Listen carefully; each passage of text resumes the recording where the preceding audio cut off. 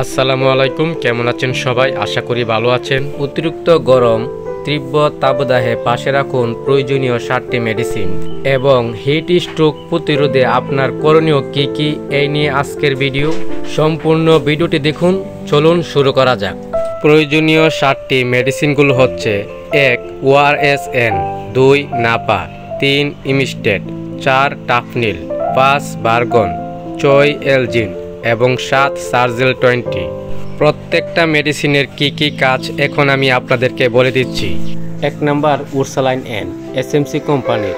মারাত্মক গরমে মাঠে ঘাটে কাজ করলে বা এমনিতেই শরীরে প্রচুর ঘাম হয়, এই ঘামের মাধ্যমে শরীর থেকে প্রয়োজনীয় লবণ বের হয়ে যায়, শরীর দুর্বল হয়ে যায়, প্রেশার কমে যায়, আর দরকার হয় তাৎক্ষণিক শক্তি। তার জন্য দরকার উরসালাইন এন। 2 number Napa tablet. প্রচণ্ড গরমে তীব্র তাপদাহে শরীরে হঠাৎ করে জ্বর আসতে পারে বা শরীরে ব্যথা হতে পারে। ব্যথা এবং জ্বর কমাতে দরকার হয় নাপা ট্যাবলেট। 3 নাম্বার ইমিস্টেট ট্যাবলেট। অতিরিক্ত গরম তীব্র তাপদাহে হিট স্ট্রোকের এক পর্যায়ে বেশি বেশি বমি আসতে পারে বা বমি করতে পারেন। বমি প্রতিরোধে দরকার ইমিস্টেট ট্যাবলেট। 4 নম্বরে যে মেডিসিনটি পাশে রাখবেন সেটি হলো টাফনিল। অতিরিক্ত গরম তীব্র তাপদাহে হঠাৎ করে মাথা ব্যথা হতে পারে। মাথা ব্যথা এমন পর্যায়ে চলে যায় যে মাথা ব্যথা ছাড়তেই চায় না, অতিরিক্ত মাথা ব্যথা। সেজন্য দরকার হবে তাৎক্ষণিক মাথা ব্যথা কমাতে টাফনিল ট্যাবলেট। 5 নম্বরে বার্গন ট্যাবলেট। গরমে আপনার মাথা ঘুরাতে পারে, মাথা ঝিমঝিম করতে পারে, আর এই সমস্যার সমাধানের জন্য দরকার বার্গন ট্যাবলেট।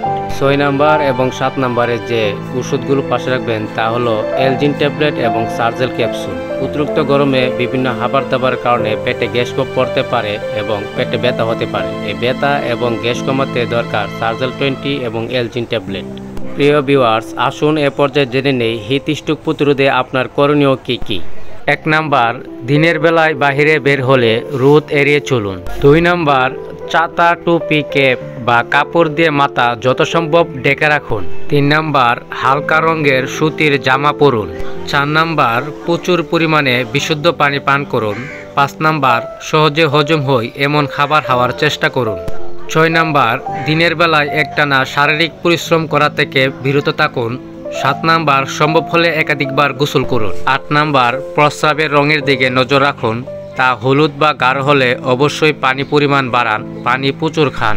9 নাম্বার, ঘরের পরিবেশ যেন অতিরিক্ত গরম বা বাপসা না হয় সেদিকে খেয়াল রাখুন।